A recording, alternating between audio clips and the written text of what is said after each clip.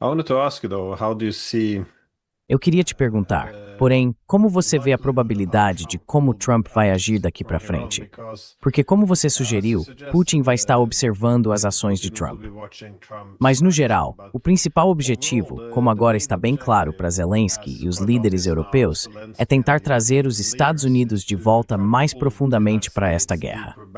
deeper back Agora, into this se war. ouvirmos a retórica dos Now, Edazuês, é mais ou menos que a if we guerra listen to acabou. the US É isso que rhetoric, Trump está it's dizendo, more or que não less that pode the ser war is vencida. over. This is Então, what neste Trump is ponto, o que saying. se deve It fazer é can't be won. contabilizar as perdas, So at this seguir em point, you want to frente e count your talvez losses, buscar you um want to acordo com a move on, Rússia, em vez de find a empurrá-la para o lado da settlement perhaps China. with Russia Assim, instead para of resorting to Zelensky e os China. europeus, a So solução para for trazer os Zelensky Estados and the Unidos de Europeans, the volta é solution to basicamente provar que a getting guerra America ainda back on pode board ser is essentially vencida, to se prove houver that the comprometimento. war is still winnable if you just commit.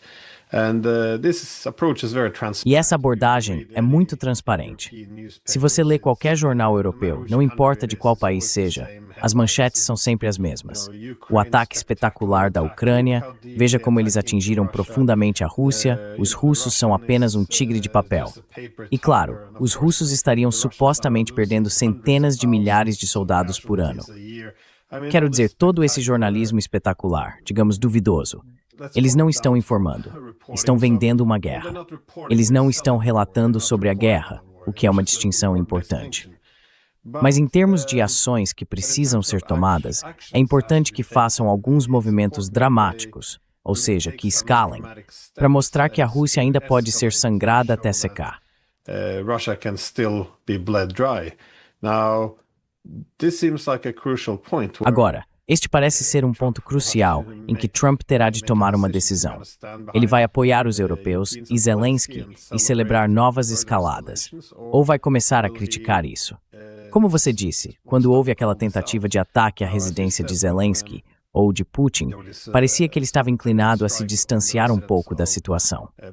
Mas, novamente, uma crítica comum é que Trump está simplesmente entregando a guerra, terceirizando-a para os europeus, basicamente aplaudindo-os, mas querendo lavar as mãos dos Estados Unidos em relação a isso.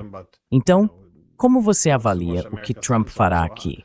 Porque eu sempre vejo uma tese bastante convincente dos dois lados. I always say this quite convincing thesis on both sides. One is that Trump recognizes there's a new Uma balance visão of é que power. Trump reconhece que há um novo equilíbrio de poder e que não faz sentido continuar confrontando a Rússia como se ainda fosse a União Soviética. Mas ele precisa lidar com seus próprios falcões. Por outro lado, o argumento é que ele faz o que todo outro líder americano já fez.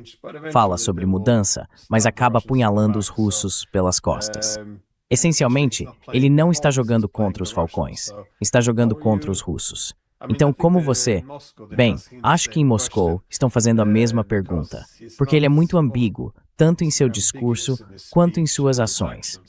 Então, para onde você acha que estamos indo a partir daqui?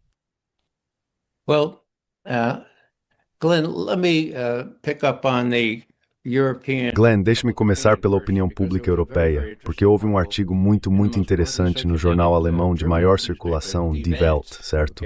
Ele falava sobre schmerzhafte Wahrheiten, verdades dolorosas.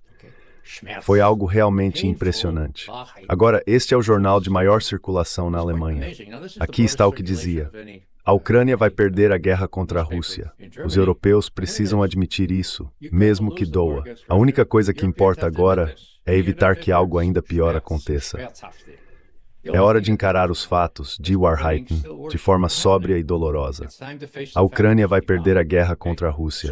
O país está envolvido numa guerra de desgaste contra o agressor russo, que está lenta, mas seguramente minando suas forças. Which is slowly but surely sapping its strength.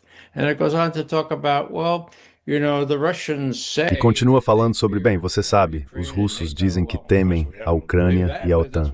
Bem, é claro que não acreditamos nisso, mas é o que eles dizem. Eles parecem realmente...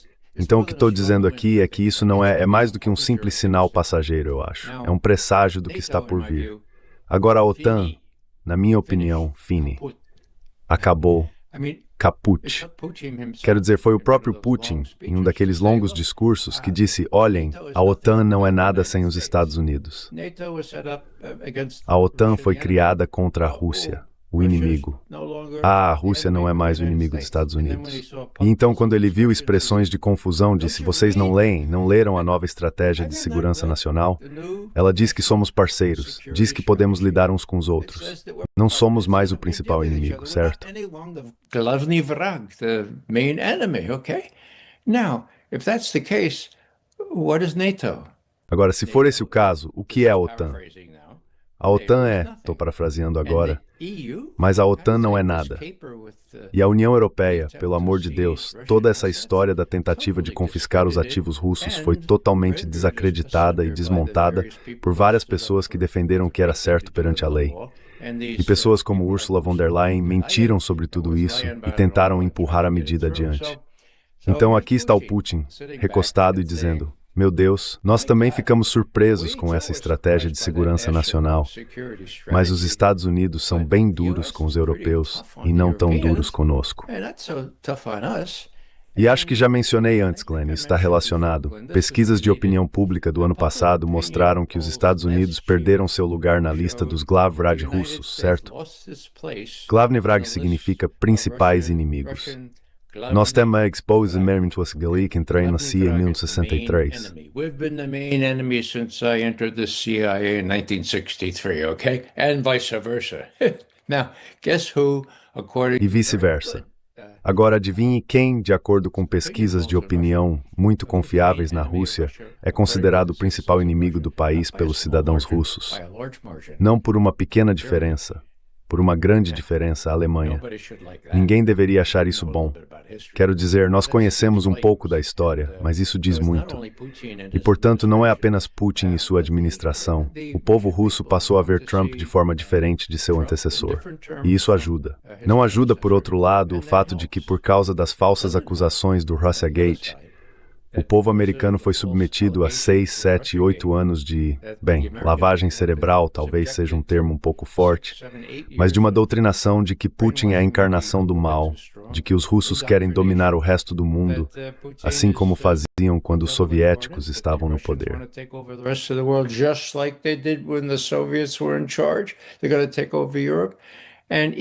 Eles vão tomar conta da Europa. E embora isso seja facilmente contestável, os americanos não estão entendendo isso. Por bem, eu adoro que alguns americanos nos vejam hoje, mas é um segmento muito pequeno da população.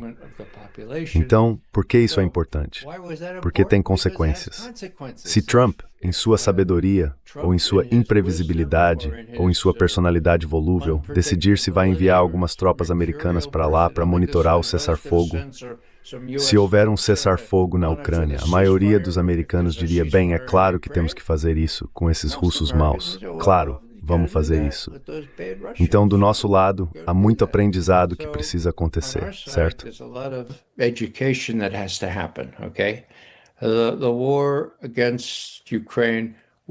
A guerra contra a Ucrânia não foi sem provocação. Eu não gosto de usar dupla negativa, mas ela foi provocada. Na verdade, aqui nas minhas anotações, tem um artigo da revista Foreign Affairs, escrito por John Mearsheimer, que já participou do seu programa. Não sei se você consegue ver aqui, mas o título é Por que a crise da Ucrânia é culpa do Ocidente? As ilusões que provocaram Putin. Provocaram, certo? Qual é a data disso? 11 anos atrás. 11 anos atrás. Ele prevê, neste artigo, que se a OTAN continuar tentando fazer da Ucrânia um membro, a Ucrânia será destruída. John Mearsheimer, uma citação direta desse texto. Agora, ele não conseguiria publicar algo assim novamente, mas ele estava certo naquela época e continua certo agora.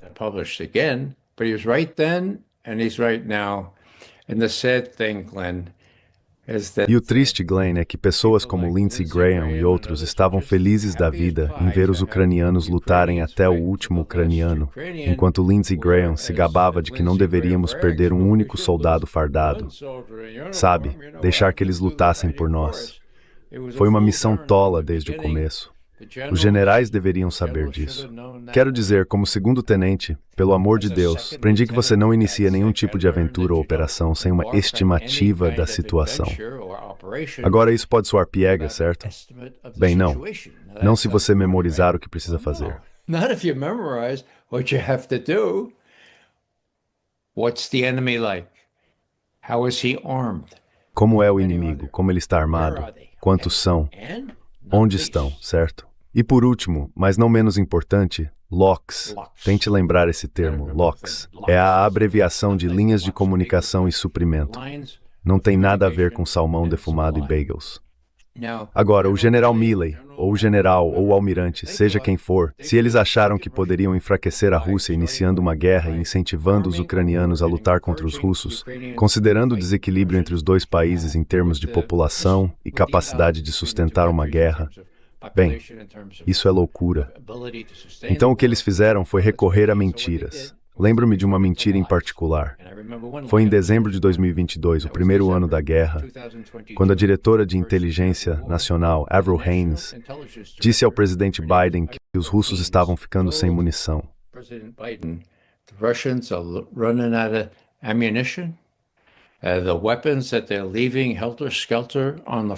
As armas que eles estão deixando espalhadas nas linhas de frente, eles não conseguem substituí-las porque não têm capacidade própria para isso.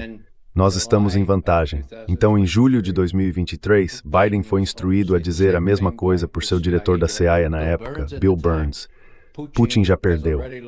Bem, ok, então eles estão recebendo informações de inteligência muito ruins. Se Trump consertou isso agora, depende de ele estar ouvindo Tulsi Gabbard, que é a nova diretora de inteligência nacional, com autoridade sobre todos os outros diretores, incluindo o diretor da CIA, autoridade nominal, de qualquer forma. Assim, Trump tem um meio de obter conselhos sensatos, se quiser, mas não da CIA, porque se o New York Times ainda estiver representando o que houve da CIA, é uma perda de tempo.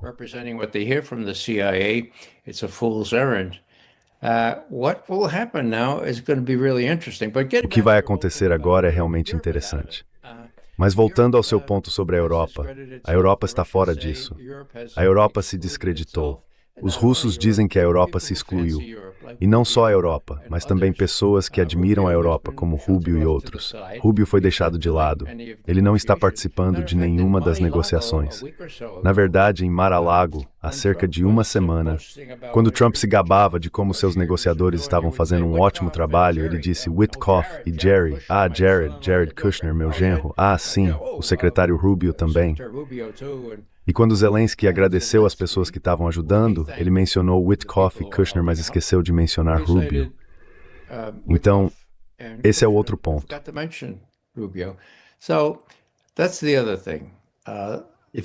Se eu puder interromper, Ebbes Hadamol, o general Keith Kellogg, idiota, o que é um bom indicativo se eu torcendo pela paz.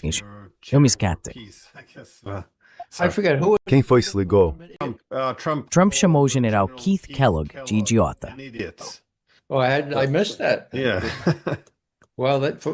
Eu perdi isso. Bem, ele pode estar certo de vez em quando, acho que ele está certo nessa. Então, sabe, é muito complicado, mas tem sido muito estranho. E para explicar o comportamento dos líderes europeus, é preciso olhar quem eles são.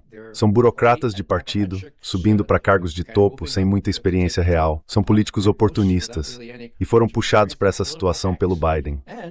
Agora isso se tornou a guerra deles. Gastaram bilhões, seja em euros ou libras, para sustentar uma guerra cujo dinheiro deveria ter ido para serviços sociais, o Sistema Nacional de Saúde e outras coisas.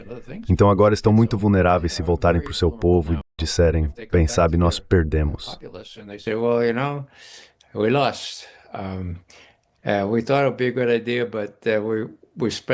Achamos que seria uma boa ideia, mas gastamos 50 bilhões de dólares e acabou.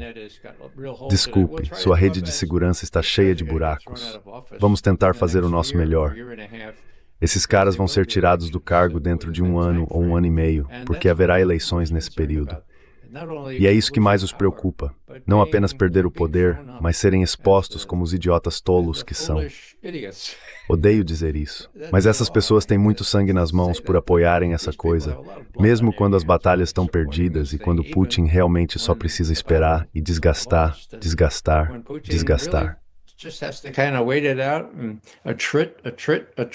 And next year, this year, E no próximo ano, bem, neste ano, acho que veremos o desfecho final quando os ucranianos ficarem sem tropas. E o duplo objetivo de Putin estará meio alcançado, ou seja, a desmilitarização. A outra metade, a desnazificação, é um caminho bem mais difícil. Mas veja, sem tropas, o que é o batalhão Azov, ou o que são os verdadeiros neonazistas lá em Kiev, o que eles vão fazer? Então acho que a questão é, bem, a pergunta é se Trump pode dar aos russos o tipo de... Bem, vou terminar com isso. O objetivo russo aqui não é apenas eliminar o exército ucraniano, mas conseguir algum tipo de acordo que impeça que isso aconteça novamente, certo? E isso provavelmente incluirá algum tipo de zona de amortecimento, não é? Buffer zone or cordon sanitaire, right? And it will also include some sort of agreement. E isso também incluirá algum tipo de acordo para limitar as forças de cada lado. Terá que proibir a Ucrânia, o que restar dela, de entrar na OTAN e o restante deverá ser negociado. Agora isso parece fácil, não é tão simples assim, mas os contornos estão claros e é isso que inevitavelmente vai acontecer. Agora, poderia acontecer algo pior? Sim. Então qual é a boa notícia? A boa notícia, ao meu ver, é que Putin é uma pessoa muito gradual, muito cuidadosa, muito perspicaz. Ele é um estadista. Ele sabe que está no comando disso. Está em posição de vantagem. Ele não precisa fazer nada precipitado. E há a possibilidade de que Trump faça o que for necessário para que, com um pouco de maquiagem nessa derrota, Trump possa sair dizendo, bem, essa foi a guerra de Biden. Trump can come away and say, well, this was Biden's war. I want to stop the killing and I've made the best deal I can. The Russians... Quero parar a matança e fiz o melhor acordo que pude. Os russos estão no controle. Estamos fora de lá. E acho que isso é inevitável. Já estamos meio fora de lá, já que não estamos mais fornecendo armas nem dinheiro. Aparentemente ainda estamos fornecendo inteligência, e isso é um problema. Nesse novo acordo em que a residência de Valdai foi atingida, se ficar comprovado que foi inteligência da OTAN guiando aquelas coisas em direção à casa, bem, acho que haverá um ótimo argumento para Putin dizer, certo, Sr. Trump, pelo amor de Deus, agora pare de fornecer a eles qualquer tipo de informação que lhes permita nos atacar de forma tão específica e tão drástica. So specifically and so drastically. É bem, eu vi nas últimas 24 horas muitos artigos de jornal, inclusive neste país, em que estão começando a reconhecer que a guerra não está indo como esperavam. E estão tentando explicar isso. Bem, de novo, tem que haver algum controle de narrativa. Então, essencialmente, o argumento é que todos os especialistas, todos os principais especialistas, talvez tenham se enganado. E para explicar o motivo, dizem que foi porque foram vítimas de pensamento ilusório, o que é uma forma elegante de dizer propaganda de guerra vil e censura. Mas acho que eles também precisam maquiar esse porco. E sobre o tema de nunca permitir que isso aconteça de novo, esse tem sido o argumento o tempo todo, inclusive no artigo de 2014 do Mearsheimer, ao qual você se referiu.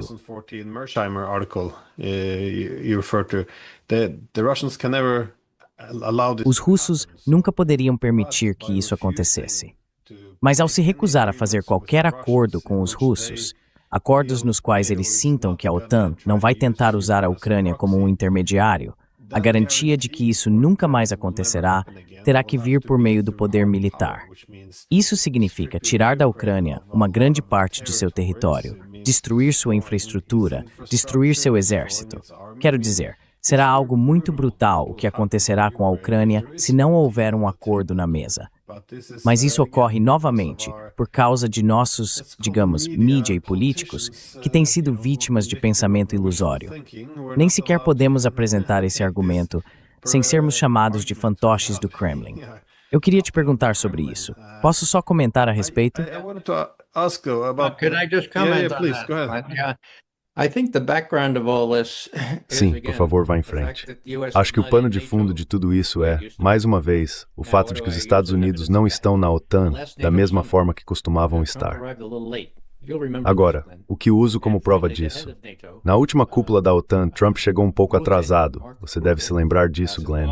E por fim, o chefe da OTAN, Mark Rutte, disse, o papai chegou. Entre, papai. Não foi nosso momento mais orgulhoso. Agora, você sabe o que é um caloteiro? É um pai que não paga mais pensão alimentícia, certo? E é isso que o papai acabou se tornando. Ele disse aos europeus: olhem, vocês fizeram a minha guerra, já gastamos muito dinheiro, agora é com vocês, por favor. E o que os europeus fazem? Tentam roubar fundos russos para isso, certo? Então mostraram-se completamente ineptos.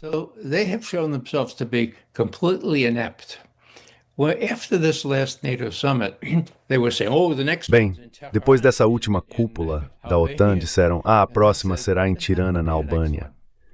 E eu disse: não vai haver próxima. A OTAN se desfez.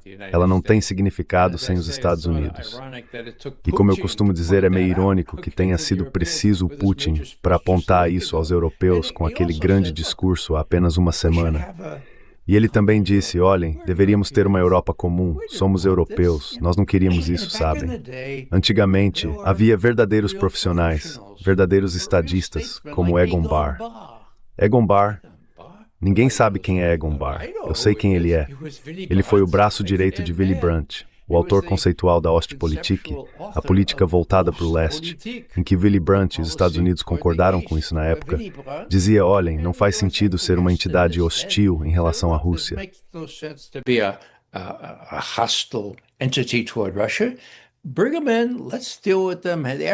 Tragam-nos para dentro, vamos lidar com eles. Afinal, eles têm todo tipo de coisa boa de que precisamos. Gás e petróleo barato, sabe? Então aqui está o próprio Putin dizendo: por que vocês não podem? E então ele cita Helmut Kohl, pelo amor de Deus, o chanceler da Alemanha na época.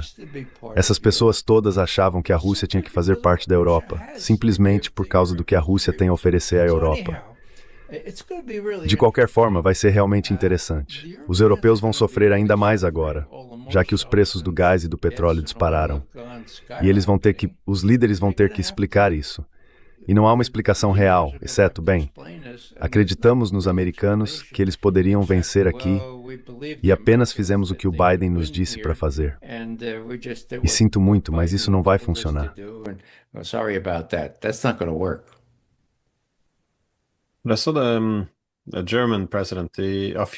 Eu vi o presidente da Alemanha há alguns anos, foi por volta de 2020 ou 2021, e ele fez a observação de que, bem, no passado tínhamos a Ostpolitik, porque era necessário lidar com os países do bloco oriental.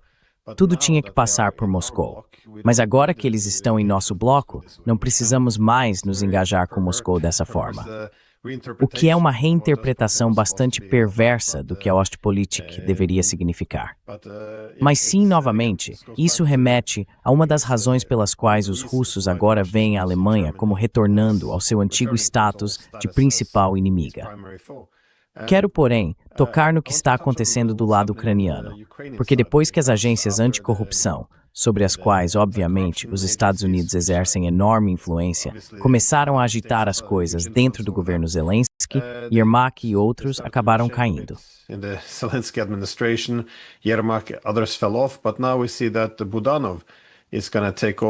Mas agora vemos que Budanov vai assumir esse cargo.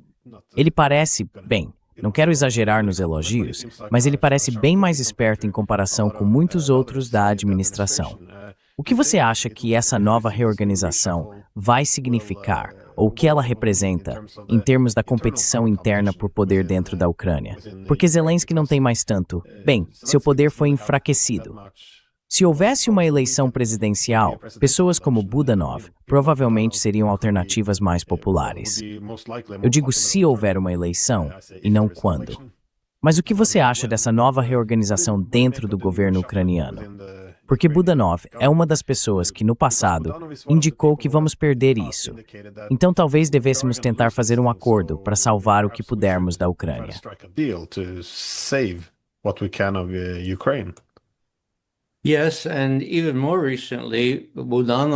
Sim, e ainda mais recentemente, Budanov escreveu alguns artigos realmente críticos sobre a conduta e a política em relação à Rússia. Então quero dizer, eu fiquei tentado a dizer, agora estou sendo pressionado demais porque aquilo é um verdadeiro ninho de vespas. Não posso realmente prever o que vai acontecer. É difícil para mim acreditar que Zelensky seja como a esposa de César, que ele não seja tão corrupto quanto os outros. Acho que podemos partir dessa suposição aqui, Sam. Então, Budanov, Ele tem aquele rosto jovem e aparência bem cuidada. Não parece um brutamontes como os outros, mas as aparências enganam, certo? Não sei, talvez ele seja mais honesto do que os outros. So I don't know, maybe he is more honest than the others.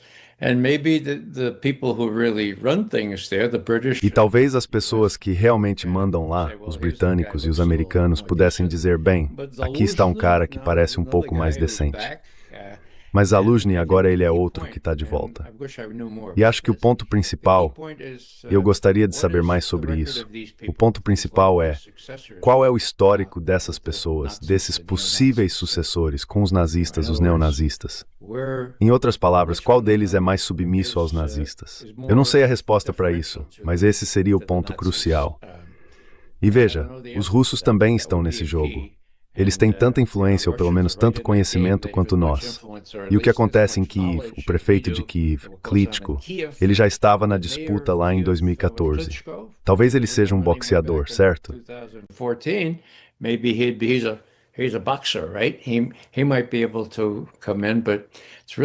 Ele talvez consiga entrar, mas é realmente difícil prever. E talvez isso nem importe tanto, porque quando tudo isso desabar, não vai sobrar muita coisa. E quem estiver no comando terá de se submeter aos acordos, sejam eles quais forem, à medida que forem sendo definidos, com sorte, antes que tudo desmorone. Uma coisa a observar é Odessa. Agora, talvez eu já tenha mencionado isso no seu programa antes, mas Odessa é uma cidade russa, meu Deus. Quero dizer, Odessa foi fundada por Catarina Grande. E Catarina Grande, bem, ela libertou, ela conquistou todo aquele território. Os russos não querem obliterar Odessa. Eles estão destruindo muitas das linhas de comunicação e abastecimento que levam a Odessa. Mas será que eles negociariam?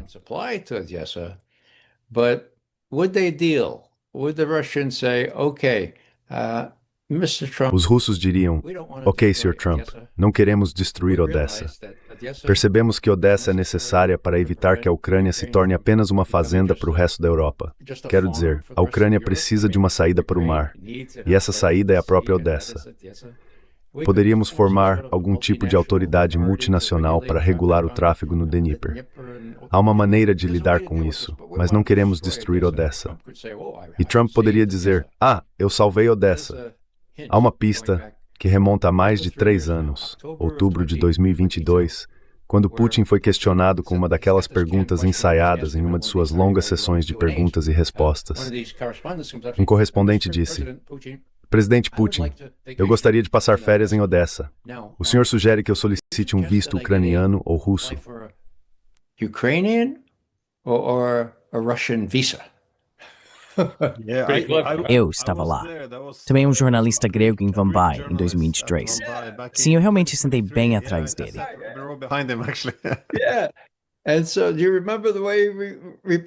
Sim. E você se lembra de como ele respondeu? Ele disse, sim, pode ser Yabloko Razdora. Pode ser uma maçã da discórdia. Voltem à Guerra de Troia, aqueles que estudaram sobre os troianos. A mitologia, sabe? A maçã da discórdia, certo? Sim, pode ser uma maçã da discórdia, ou pode ser uma forma de trabalhar para resolver diferenças aparentemente irreconciliáveis. Então sim, vá a Odessa, divirta-se e lembre-se, Odessa é uma cidade realmente especial e bonita. Não queremos ver nada realmente ruim acontecer com ela. Agora, todos os meus colegas, todo mundo diz, os russos, eles têm que tomar Odessa. Bem, eu acho que eles vão, mas não acho que precisem destruí-la. Well, I think they will, but I don't think they have to obliterate it. I think they can work out something where Odessa Acho que eles podem chegar a um acordo em que Odessa funcione como um canal para o mar, permitindo que uma Ucrânia amigável, ou pelo menos não em combate, continue existindo como uma entidade soberana, tanto economicamente quanto politicamente. Então são esse tipo de acordos territoriais que poderiam ser negociados. Sumy, no norte, Kharkov, há muita esperança. A única questão agora é que nas últimas semanas fiquei mais relutante em dizer que Trump, que é o verdadeiro jogador-chave aqui, conseguiu deixar pessoas como Rubio, Kellogg e outros de lado. Ele fez isso, mas agora tudo realmente depende de ele estar disposto a admitir que Putin lhe disse a verdade sobre esse ataque perto de Valdai e que a CIA mentiu. And that the CIA lied. You know, Sabe, talvez você estivesse lá, talvez em Helsinki, ou onde foi mesmo, foi na Polônia. Alguém perguntou, Polônia ou Helsinki? Alguém perguntou a Trump durante seu primeiro mandato, com Putin bem ao lado dele, e essa história de Russiagate e a interferência russa na eleição de 2016. Pois bem, isso foi muito antes de as pessoas perceberem que aquilo era uma mentira descarada. Então Trump diz, bem, o Sr. Putin diz que isso não aconteceu. A interna ocidental de Bunker, que a defesa vai acreditar na CIA ou no Sr. Putin, pelo amor de Deus. E John Brennan disse traição. Traição. Treason is the word for this. Yeah. Treason. Mas acabou se revelando que as agências de inteligência dele estavam mentindo e que Putin não estava. Então é isso. Quero dizer, o caso da Russiagate, o modo como foi simplesmente varrido para debaixo do tapete depois de ser exposto como uma farsa, é algo realmente extraordinário. Poderíamos ter aprendido muito com isso, em termos de como tudo aquilo foi desnecessário e de como a política interna acabou ajudando a intensificar uma rivalidade entre grandes potências. Isso é, em certa medida, a definição de uma potência fracassada. Quando as disputas internas passam a influenciar a política externa, a ponto de minar o interesse nacional, porque um Estado racional é aquele que age de acordo com seu interesse nacional. Se você permite que as brigas domésticas ditem a política externa, não se trata de um Estado falido, mas de um Estado irracional. Esse é um caminho muito perigoso de seguir. Mas em vez de tirar uma lição disso, Elon acabou não pracomoy. Fibes extensible diferentes versões. Yeah, and who learns the big lesson from this? E quem é que aprende a grande lição com isso? Vladimir Vladimirovich Putin. Ele olha para tudo isso e diz, meu Deus, agora Trump já foi presidente por um ano inteiro. Ele tentou levar James Comey, chefe do FBI, culpado como pecado, comprovadamente culpado a julgamento, e estragou tudo. Mandou uma mentirosa qualquer que não sabia exercer a advocacia. Ninguém foi responsabilizado. John Brennan, o Congresso recomendou que ele fosse indiciado, mas nada aconteceu. Então, ponto principal aqui, se eu me colocar no lugar de Putin, é que esse cara, o Trump, fala alto e parece bem intencionado, mas não é dono de si mesmo. E alguns desses autores russos agora estão dizendo que ele é fraco. Temos que reconhecer isso. Ele é fraco. We have to recognize that. He's weak. Now, does that make a hell of a lot of difference? Agora, isso faz uma grande diferença. Não no curto prazo, apenas no longo prazo, nos próximos 3 anos, porque Putin quer algo maior do que apenas o fim da guerra com a Rússia, tendo tomado os territórios que já possui, e talvez mais. Eles querem algo mais amplo. Eles querem algo do qual os Estados Unidos façam parte, para poderem dizer, bem, os Estados Unidos e nós concordamos que nossos interesses centrais russos, serão respeitados. E não temos um tratado, mas temos um acordo de cavalheiros. Temos várias coisas que podem ser verificadas, que limitam o número de forças, e temos mecanismos que vamos estabelecer para discussões mútuas, a fim de acalmar essa situação.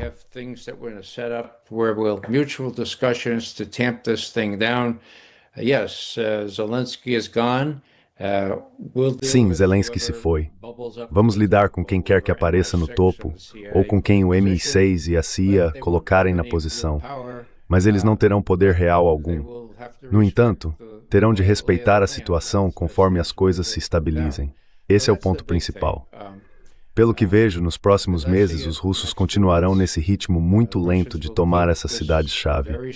Em alguns meses ficará muito claro que sem dinheiro, bem, talvez ainda tenham algum até agosto ou setembro do próximo ano, vindos desses 90 bilhões de dólares que os europeus conseguiram reunir. Mas o que acontece depois disso? É uma missão fadada ao fracasso. But what happens after that? It's a fool's errand. The sooner, this I agree with when Trump says, quanto antes, quero dizer, nisso eu concordo com Trump quando ele diz, vamos simplesmente parar de lutar, pelo amor de Deus. É possível parar a luta. Alguém disse que 9.000 soldados ucranianos foram mortos em uma semana. Eu não sei, esqueci onde li isso. Mas, meu Deus, são seres humanos. Vamos simplesmente parar com isso, porque podemos. Está claro quem vai colher os despojos disso, mas também está claro quem foi provocado. E foram os russos que foram provocados. Podemos provar isso. John Mearsheimer disse isso há 11 anos. O triste é que ninguém deu atenção a John Mearsheimer. Todo mundo em Washington acha que sabe tudo, certo? Eu perguntei uma vez a John Mearsheimer, John, você está em Washington? I asked John Mearsheimer once, John, you're in Washington. Did anyone from the State Department or the CIA seek to speak to you? Alguém do Departamento de Estado ou da CIA tentou falar com você? Quero dizer, você tem acertado nessas questões. John olhou para mim. Esta é uma reunião pública. John olhou para mim e disse, Ray, estou fazendo isso há 35 anos. Nunca, nenhuma vez, alguém do Departamento de Estado, da CIA ou do Departamento de Defesa, aliás, procurou me consultar. Isso por si só já diz muito. E enquanto eles mantiverem essa atitude isolada, nós sabemos de tudo. Não há muito sangue novo entrando lá. São as realidades no terreno que precisam ditar o resultado. E é isso que estamos vendo agora em relação à resolução deste conflito.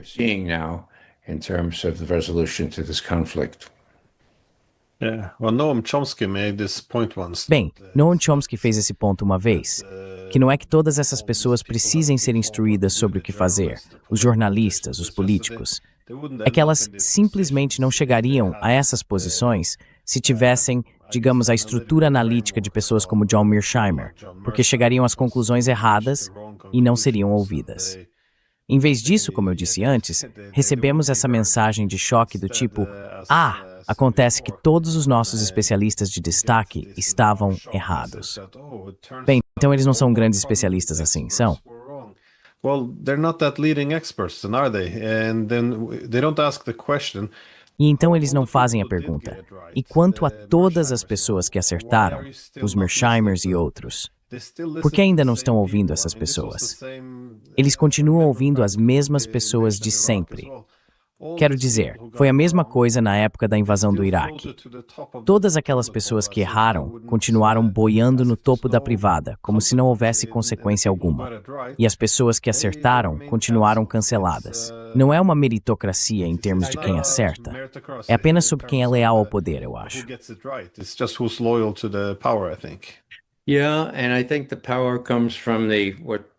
Sim. E acho que o poder vem do que Eisenhower chamou de complexo militar industrial que agora controla a mídia. Vamos ser honestos sobre isso.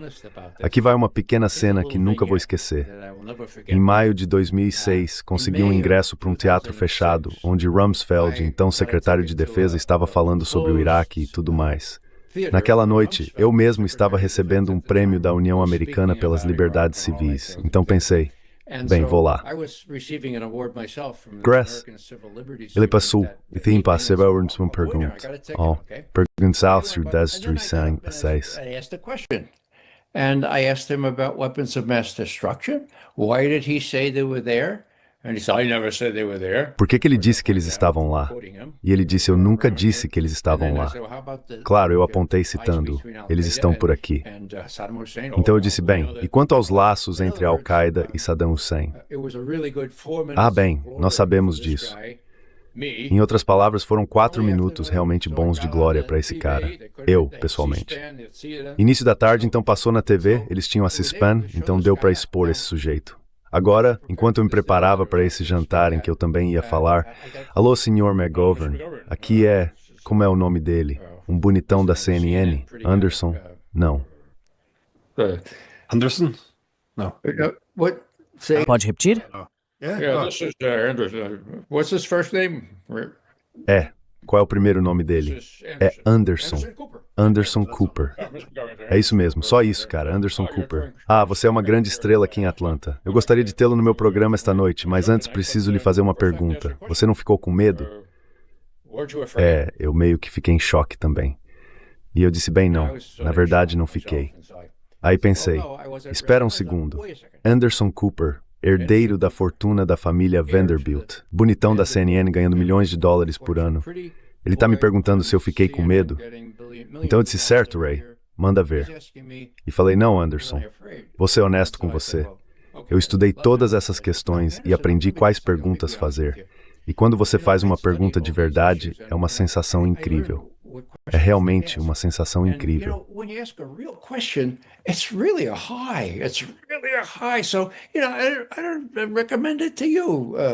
Então veja bem, eu não recomendo isso a você, Anderson. Pense em algumas perguntas de verdade para fazer a pessoas como o Rumsfeld quando tiver a chance. Você vai ver que é muito gratificante, dá uma sensação incrível. Ele disse, bem, obrigado, Sr. McGovern. Vou pedir para o meu pessoal entrar em contato com o seu pessoal. Eu disse, não faça isso. Por quê? Eu não tenho pessoal, nenhum, é só me ligar aqui. Então eu vou ao programa, essa é a última parte. Eu vou ao programa, qual é a primeira pergunta que ele me faz? Sr. McGovern, aquilo foi uma bela performance com o Rumsfeld, o senhor não ficou com medo? Quer dizer, o cara não tinha noção do que um jornalista deveria fazer. E lá estava eu fazendo isso, e ele disse, uau, na verdade, eu teria medo de fazer isso, sabe?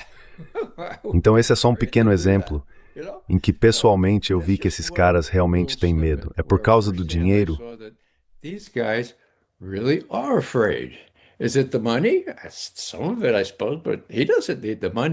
Em parte eu acho que sim, mas ele não precisa do dinheiro. É só por estar no grupo, sabe? Estar entre as pessoas que dizem, Saddam Hussein teve um papel no 11 de setembro e Saddam Hussein ia conseguir armas nucleares. Quero dizer, só porque todo mundo diz isso. Essa é a parte triste. E tenho que dizer, quando você menciona jornalistas, houve 2 que acertaram. Eu acertei porque alguns dos meus amigos conversaram com eles por fora, certo? Isso já não é mais segredo. Uma amiga minha tinha uma mesa bem em frente ao escritório do Rumsfeld. Ela via quem entrava e saía e conversou com essas 2 pessoas do Knight Ridder. Não, era do McClatchy. Bem, primeiro Knight Ridder, depois McClatchy. 2 grandes jornalistas. Há um filme sobre isso chamado Shock and Awe, dirigido por Rob Reiner. Certo, então aonde quero chegar com isso? So, what am I getting at? I'm just, let's see, Rob Reiner.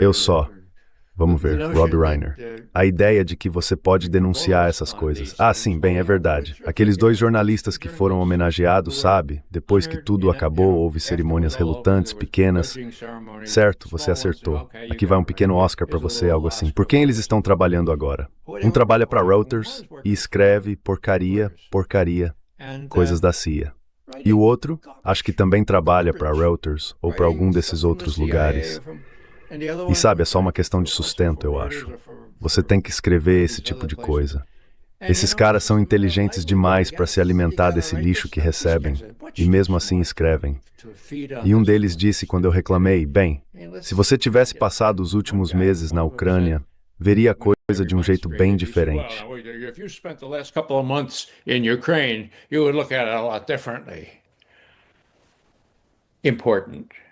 Importante. Certo. No meio jornalístico, costumávamos chamar isso de Berlinite.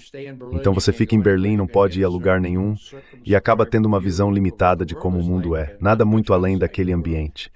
Você fica na Ucrânia e é exposto a tudo aquilo que o cerca, ou faz investidas com tropas iranianas contra esses russos sem fé.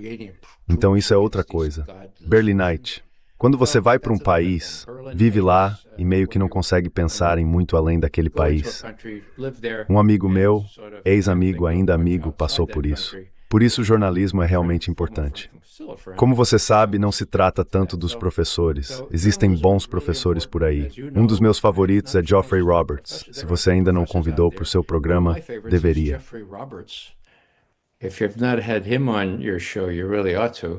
Não, eu conheço bem. Já o recebi no programa algumas vezes também. Posso fazer isso? Ótimo. Sim, ele é professor emérito de História Russa na University College Cork, na Irlanda, embora seja britânico. E ele é simplesmente ótimo. Eu busco o conselho dele sempre que me arrisco demais, e na maioria das vezes ele se arrisca junto comigo. Quando você trabalha sozinho, precisa de um pouco de afirmação, ou pelo menos de algum encorajamento ou apoio, para ouvir algo como, bem, você não está completamente louco, McGovern. Em outras palavras, ainda vejo o copo meio cheio. Talvez um pouco mais que meio cheio, porque os europeus não têm mais nenhum papel a desempenhar agora. Acho que o tempo de Zelensky está contado. I think that Zelensky, his time is numbered. Acho que Trump, seja agora ou nos próximos meses, vai ter que lidar com o fato de que ou não haverá acordo sobre a Ucrânia, e nesse caso ele vai parecer um verdadeiro perdedor, mesmo que culpe tudo em Biden, ou haverá um acordo e ele poderá dizer, bem, conseguimos o melhor acordo possível. E novamente, acho que Putin é flexível o bastante para isso. A última coisa que vou dizer é que quando Anchorage foi criado, talvez você se lembre disso, no início de agosto de 2025, Trump estava em apuros. Ele estava ameaçando impor sanções devastadoras à Rússia e não queria fazer isso. E também à China e à Índia. Então o que ele fez? As sanções deveriam entrar em vigor em cerca de 5 dias. Faltando 3 dias, ele envia Witkoff a Moscou. O que vamos fazer? Witkoff conversa com Putin por 4 horas. O que saiu disso? Agora nós sabemos. 4 hours. What came out of that? We know now. We know the Russian version, and I've seen nothing to contradict it. Nós conhecemos a versão russa e não vi nada que a contradiga. Certo, iremos para Anchorage, mas há 2 coisas que queremos tirar disso. Primeiro, chega de falar em cessar-fogo apenas para deixar os ucranianos se reagrupar. Entendeu, senhor presidente? Certo. A outra coisa é que você não vai deixar Zelensky sabotar o progresso em direção a uma resolução real. Promete isso? Certo. Witkoff diz, vou falar com o presidente. Trump liga para Putin, parece bom. Eles vão para Anchorage. E basicamente foi só isso que aconteceu. No caminho, Trump está no avião com um desses caras da Fox News e diz, sabe, se eu não sair de lá com algum tipo de acordo de cessar-fogo, ficarei muito, muito desapontado. Bem, ele deveria saber. E no fim das contas, logo após a reunião, Trump se manifestou como um verdadeiro socialista e disse, certo, nenhum cessar-fogo imediato. Trump got on his little truth social and said, okay, no immediate ceasefire. We're going to go for the whole didn't say enchilada. Nós vamos seguir com tudo. Não disse enchilada, vamos seguir com o pacote completo, porque foi isso que combinamos. Segundo ponto, vou garantir que Zelensky e os europeus cumpram isso. Uau, segundo ponto. Certo. Então o que acontece? 3 dias depois, eu chamo de os 7 anões, sentados aos pés do presidente Bush. Ele fala com eles sobre o que conseguiu em Anchorage, e de repente diz, desculpem pessoal e moças, mas prometi ao Vladimir que ligaria para ele. Podem esperar um pouco, ir para outra sala por uns 20 minutos enquanto falo com o Vladimir. E eles foram, e depois voltaram. Pelo que parecia, sentaram-se ali e entenderam o que Trump estava dizendo. Olhem, não sabotem isso. Estamos com isso encaminhado. Don't sabotage this. We got this thing going. What happens? These guys sabotage. O que acontece? Esses caras sabotam tudo. Eles convencem pessoas como Kellogg e outros a dizer ainda podemos vencer, conseguimos, certo? E o Zelensky, claro, é o grande obstáculo. Finalmente, quando Trump percebe que Kellogg tem favorecido isso e andado vazando informações, ele diz, isso não serve para nada, e muda de ideia. Depois ele vai falar com Witkoff e Kushner. Tudo isso está documentado. Nós analistas fazemos cronologias, meio cheias de zigue-zagues, mas está muito claro nos registros que Trump decidiu dispensar Kellogg. Acho que ele sairia no começo de janeiro, já vai tarde. Certo, ainda há muita gente por lá e também os europeus. There are still a lot of people around there, and the Europeans, but Trump, typically... Mas Trump, você sabe, normalmente ao final da sessão em Mar-a-Lago dizia, agora preciso ligar para o meu amigo Vladimir Putin amanhã, logo cedo, ou talvez hoje à noite, se ele ainda estiver acordado. Sim, os europeus, devemos falar com os europeus também. E claro, eles conversavam com os europeus por um tempo. Então, na minha opinião, a Europa não vai ter muito peso aqui. Os europeus deveriam ler a estratégia de segurança nacional com muita atenção, porque ela os coloca em seu devido lugar. Terceiro, primeiro vem o hemisfério ocidental, depois a China e o Extremo Oriente, e então a Europa. E a Rússia é meio que um subconjunto da Europa, veja bem. E depois, temos a última é a África, é claro. Oriente Médio. Oriente Médio é o quarto. Middle East. Middle East is fourth. So anybody who looked at that table of contents. Então, qualquer pessoa que tenha olhado aquele índice na segunda página da Estratégia de Segurança Nacional e não tenha percebido o quanto as prioridades eram diferentes das estratégias anteriores, bem, eu não sei. Talvez simplesmente não consigam dar a Trump, ao menos, o crédito por colocar em sua retórica ou em sua estratégia a forma como ele enxerga as coisas.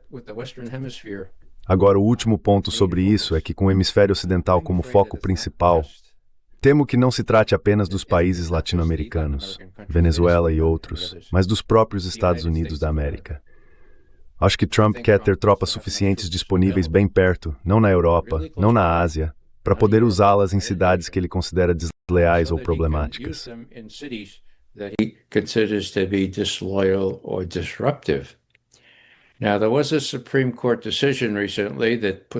Houve recentemente uma decisão da Suprema Corte que freou isso, mas Trump não costuma seguir a lei nem os juízes da Suprema Corte. Não estou inventando. No dia 5 de setembro, a nova orientação estratégica vazou para o Político, um jornal muito bem conectado, enfim. E o que eles disseram? Disseram que a nova ênfase seria no hemisfério ocidental, em lugares como a Venezuela e o território nacional. E o território nacional. Precisaríamos ter tropas prontas para serem mobilizadas dentro do país caso fosse necessário, certo? Agora, isso desapareceu na orientação final porque ela foi direcionada ao exterior. Mas não sei se isso desapareceu dos cálculos de Trump e das pessoas que o apoiam.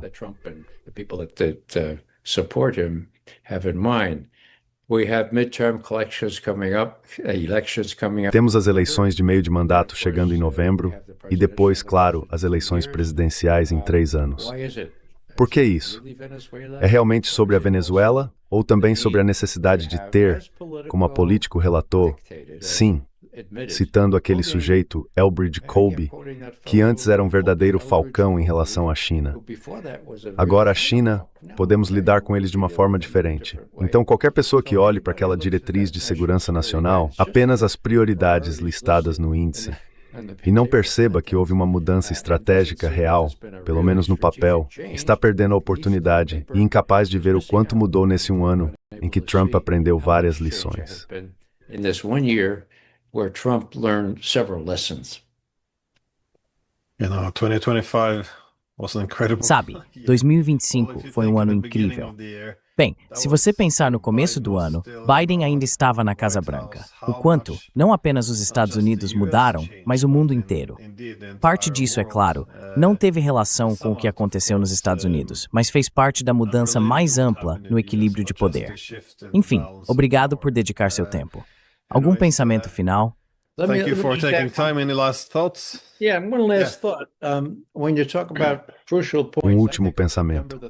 Quando você fala sobre pontos cruciais, eu penso em 3 de setembro. Agora você se lembra que esse foi o dia da vitória sobre o Japão. Eles o celebraram em Pequim com um enorme desfile, dignitários representando cerca de metade do mundo. Não sei se Trump foi convidado ou não, mas minha impressão é que Trump olhou para tudo aquilo e disse, meu Deus, veja só, russos e chineses estão mais unidos do que nunca. A maior parte do mundo tem essa coisa chamada BRICS em andamento. O dólar está em apuros. Talvez devêssemos fazer o que Ronald Reagan fez lá nos anos 1980. E direi isso muito brevemente. Quando os Estados Unidos sofreram uma derrota real, com 241 fuzileiros navais mortos em um ataque à bomba aos seus alojamentos no Líbano, Reagan teve uma decisão a tomar. O que ele fez? Reagan had a decision to make. What did he do? Should he escalate or should he do something else? Ele deveria escalar o conflito ou fazer outra coisa. Ele decidiu fazer outra coisa. Retirou os fuzileiros navais e recebeu muitas críticas. Você é fraco, você é fraco. Então ele disse, bem, tenho que fazer algo. O que eles fizeram? Invadiram a ilha de Granada, a apenas alguns quilômetros da costa da Venezuela. Veja bem, invadiram sob falsos pretextos, mas tiveram uma grande vitória. A 86ª Divisão Aerotransportada entrou lá, se livrou de todos aqueles pró-cubanos e salvou os estudantes de medicina norte-americanos que supostamente seriam feitos reféns. Foi tudo armado. Eu sei disso porque eu estava lá, certo? Então o que estou dizendo é que acho que o dia 3 de setembro em Pequim mostrou a Trump. Veja, não apenas todos eles estão lá, mas eu estou excluído. Not only are they all there, but I'm excluded. Is there anything I can do closer to home Há algo que eu possa fazer mais perto de casa para mostrar como sou forte. E o assessor dele disse, sim, você poderia fazer algo na Venezuela. Certo, fazer algo na Venezuela e manter tropas suficientes por perto, se necessário, no território nacional. Então isso é um palpite. Mas do jeito que as coisas aconteceram, quando há esse tipo de mudança muito clara de poder do Ocidente para o Oriente, e você tem um empresário como Trump, que consegue reconhecer esse tipo de coisa, quando ele vê chineses e russos se divertindo juntos, certo? Faz sentido que ele reúna seus redatores de discursos e dite algo muito... Bem, não é muito coerente, mas soa razoavelmente bem. Não foi o Departamento de Estado que escreveu isso. It wasn't the State Department composed this, it was the speechwriters. He dictated it, I'm sure. Foram os redatores do discurso. Ele o ditou, tenho certeza. Então isso já é alguma coisa. Vamos ver como as coisas se desenrolam neste ano que acabou de começar ontem. Mas não estou sem esperança porque, bem, o arco do universo tende, de certa forma, à justiça.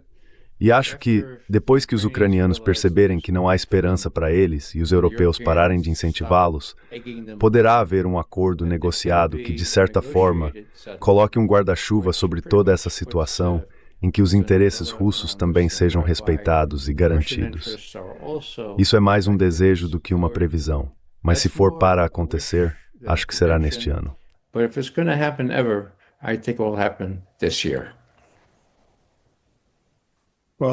Bem, raramente terminamos em um tom otimista, então vou aceitar isso. E muito obrigado por dedicar seu tempo. Obrigado, Glenn. Thank you, Glenn.